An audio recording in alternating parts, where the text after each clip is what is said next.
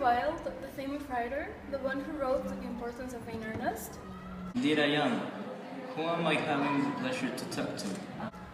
My name is Susan Hill. I know who you are. You are the one who wrote The King of the Castle, right? I hate that book.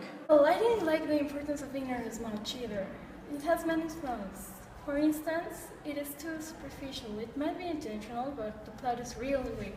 The whole point of the story is to reflect the shallowness of the Victorian society, but in a fun way.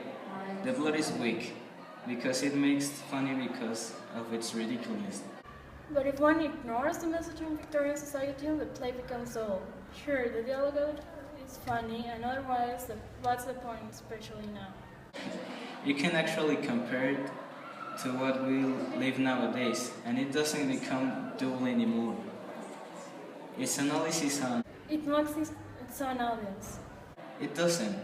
What it does is make the audience feel identified with what makes the characters ridiculous. It doesn't really laugh with its audience, it laughs at them. It makes all the characters egoistical and superficial instead of making them more human. It makes a rather cynical point about society which doesn't really serve well as satire. That's basically what I said. No, you didn't. You just have to find the fun of it. Low stakes. Everything gets resolved too easily. It teases, but it doesn't really deliver. It has to be ridiculously funny, and that's where the ridiculousness comes from. It's intentional, of course. What are you talking about? The audience does feel identified with the characters. They are relatable, unlike the characters in The King of the Castle. The characters are unlikable, shallow, selfish. Don't even get me started on unlikable characters. There is no more novel that contains a more annoying character than Edmund Hopper.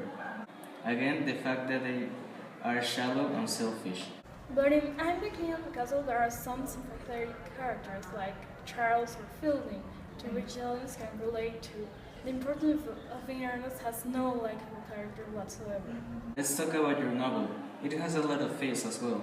The ending is both shocking, but at the same time it's predictable, and just an easy way to end the novel. The ending was heavily foreshadowed throughout the novel. The book couldn't have a happy ending. That's the reason I didn't like the novel.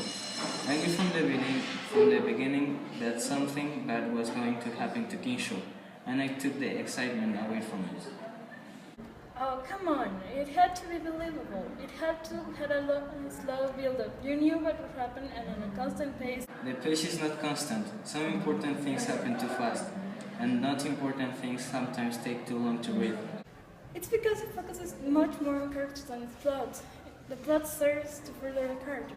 Going too deep on the characters might make some feel bored and no longer identified with.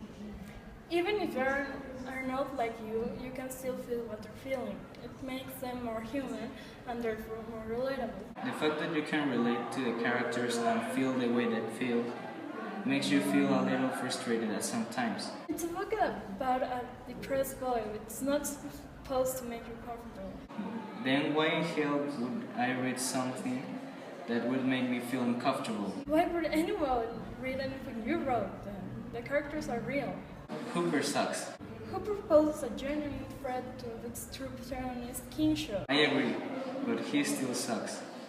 He is realistic. Even if it's realistic, it is not exaggerated for the type of novel.